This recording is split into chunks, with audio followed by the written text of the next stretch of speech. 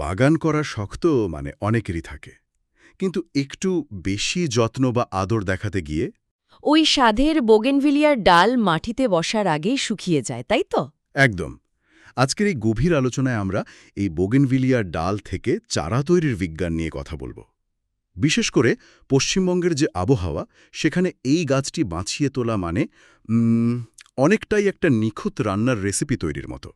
হ্যাঁ, মানে আর্দ্রতা বা তাপমাত্রার সামান্য ১৯-২০ হলেই কিন্তু পুরো খাটুনি একদম জলে যেতে পারে। ঠিক তাই। আর আমাদের আজকের মিশন হলো সঠিক ডাল নির্বাচন থেকে শুরু করে ওই যাকে বলে আইসিইউ বা মিনিয়েচার গ্রিনহাউস পদ্ধতি, সেটা কিভাবে একটা মৃতপ্রায় ডালকে জীবনের দিকে ঠেলে দেয় সেই বিষয়টা উদ্ঘাটন করা। তাহলে গোড়া থেকেই শুরু করা যাক। যে কোনো ডাল কেটে মাটিতে পুঁতে দিলেই তো আর বোগেনভিলিয়া হবে না। আমাদের হাতে থাকা তথ্যগুলো ঘাঁটলে দেখা যায় সেমি হার্ডউড বা আধা শক্ত ডালের কথা বারবার উঠে আসছে। আচ্ছা, ডালটা খুব কচিও হবে না, আবার একদম বুড়ো বা শক্তও হবে না। এটাকে অনেকটা মানব জীবনের কিশোর বয়সের সঙ্গে মেলানো যেতে পারে, তাই না? খুব সুন্দর একটা তুলনা। এই কিশোর বয়সের ডাল, যা মোটামুটি ধরুন ৪ থেকে ৮ ইঞ্চি লম্বা আর ৪ থেকে ৭টা নোড বা গিট থাকে, এর মধ্যে নতুন কোষ তৈরির একটা প্রবল শক্তি সঞ্চিত থাকে। আর ওই নোটগুলো থেকেই তো মূলত নতুন শিকড় বেরোয়। একদম। কিন্তু এই কাটার নিয়মের মধ্যে একটা অদ্ভুত জ্যামিতি আছে দেখলাম। বলা হচ্ছে নোডের ঠিক নিচেই 45 ডিগ্রি কোণে কাটতে হবে। সোজাসুজি কাটলে বিজ্ঞানের নিয়মে ঠিক কোথায় সমস্যাটা হতো? সোজাসুজি কাটলে মূলত সারফেস এরিয়া, মানে ওই খোলা জায়গাটা কম থাকে। 45 ডিগ্রি কোণে বা বাঁকা করে কাটলে ডালের নিচের অংশে খোলা জায়গাটা অনেক বেড়ে যায়। ও আচ্ছা, তার ডালটি মাটি থেকে অনেক সহজে জল বা পুষ্টি টানতে পারবে। হ্যাঁ, আর যদি ধরুন রুটিং হরমোন বা প্রাকৃতিক অ্যান্টিফাঙ্গাল হিসেবে একটু অ্যালোভেরা জেল লাগানো হয়, সেটাও বেশি জায়গায় শুষে নেওয়ার সুযোগ থাকে। আর ওপরের দিকটার কি হবে? ওপরের দিকটাও কিন্তু বাঁকা করেই কাটতে হয়, যাতে সেখানে কোনোভাবে জল জমতে না পারে। সোজা কাটলে বৃষ্টির জল বা সেচের জল সেখানে জমে ফাঙ্গাস তৈরি করতে পারে।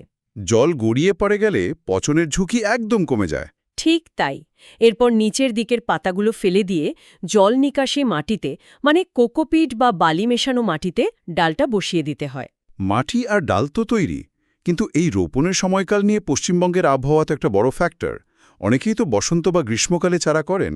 করেন, তবে বর্ষাকাল নাকি এর জন্য সবচেয়ে উপযুক্ত, কারণ প্রকৃতিতে তখন প্রচুর আর্দ্রতা থাকে। দাঁড়ান, এখানেই আমার একটা মারাত্মক খটকা লাগছে। খটকাটা কি নিয়ে?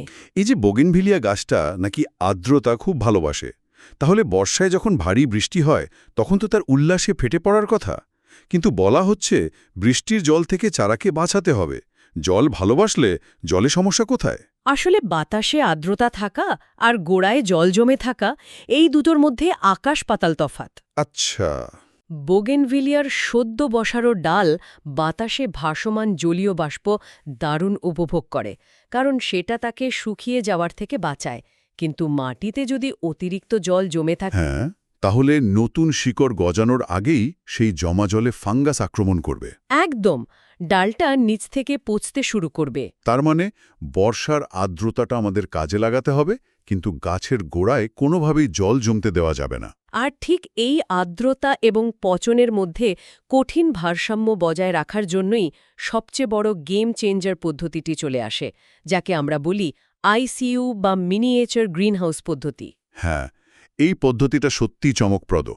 টবের উপর একটা পরিষ্কার প্লাস্টিক ব্যাগ বা ওই তলাকাটা বোতল ঢাকা দিয়ে দেওয়া হচ্ছে। এতে নাকি ভেতরে প্রায় ১০০% আর্দ্রতা তৈরি হয়। হ্যাঁ, আর সাধারণ নিয়মে যেখানে সাফল্যের হার ৫০ থেকে ৮০% থাকে, এই বোতল পদ্ধতিতে সেটা এক লাফে ৮০ থেকে ১০০% পৌঁছে যায়। এটাকে তো সরাসরি শিশুদের ইনকিউবেটরের সঙ্গে তুলনা করা যায়। ইনকিউবেটর বলাটা বেশ মানানসই, কারণ বোতলের ভেতরের ঘামে ভেজা পরিবেশটা একটা মাইক্রোক্লাইমেট তৈরি করে, যা বাইরের ওই খামখেয়ালি আবহাওয়া থেকে চারাটাকে রক্ষা করে। কিন্তু একটু ভেবে দেখলে বোঝা যায় চারাটা তো ইনকিউবেটরের ওই 100% আর্দ্রতায় দিব্যি আরামে বড় হচ্ছে। এবার যখন শিকড় গজালো আর কেউ যদি হুট করে বোতলটা তুলে নেয়, গাছটা তো বাইরের রোদ আর শুকনো হাওয়ায় রীতিমতো শকে চলে যাবে। ঠিক বলেছেন। তাহলে এই ট্রানজিশন বা মানিয়ে নেওয়ার ধাপটা কিভাবে মসৃণ করা সম্ভব? এই জায়গাটাই সবচেয়ে স্পর্শকাতর। এই মানিয়ে নেওয়ার প্রক্রিয়াটিকে বলা হয় হার্ডেনিং অফ বা ধীরে ধীরে শক্তপোক্ত করা। হঠাৎ করে প্লাস্টিকের কভার সরানো একদম বোকামি। তাহলে প্রথমে কি করতে হবে? প্রথমে প্লাস্টিকের গায়ে কয়েকটা ফুটো করে দিতে হবে, বা বোতলের ছিপিটা খুলে দিয়ে একটু হাওয়া চলাচলের ব্যবস্থা করতে হবে। একে বলে ভেন্টিং। ও আচ্ছা, মানে বাইরের পরিবেশের একটু স্বাদ দেওয়া হচ্ছে। হ্যাঁ, কয়েকদিন বা সপ্তাহ ধরে ধীরে ধীরে কভারটি খোলার সময় বাড়াতে হবে, যাতে ডালটি বাইরের আসল তাপমাত্রা ও শুষ্কতার সাথে খাপ খাইয়ে নিতে পারে। কারণ নতুন শিকড় এতই সংবেদনশীল হয় যে তাড়াহুড়ো করলে ওই কচি শিকড়গুলো শুকিয়ে গিয়ে পুরো গাছটাই মারা যেতে পারে, তাই না? একদমই তাই।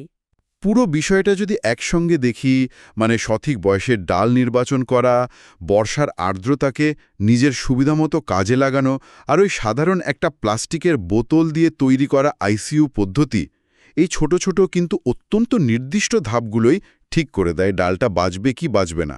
প্রকৃতি তার নিজের নিয়মেই চলে, আমরা শুধু কিছু কৌশল প্রয়োগ করে সেই নিয়মের পথটা একটু মসৃণ করে দিই। আজকে আলোচনা শেষ করার আগে একটা কথা সত্যি খুব ভাবার ছিল। আমাদের চারপাশে কত ফেলে দেওয়া জিনিস থাকে, যেমন ওই প্লাস্টিকের বোতল বা পলিথিন ব্যাগ, অথচ সেগুলোই একটা ডালের জন্য আস্ত একটা মাইক্রোক্লাইমেট তৈরি করে তার বাঁচার হারটাকে পুরোপুরি বদলে দিচ্ছে।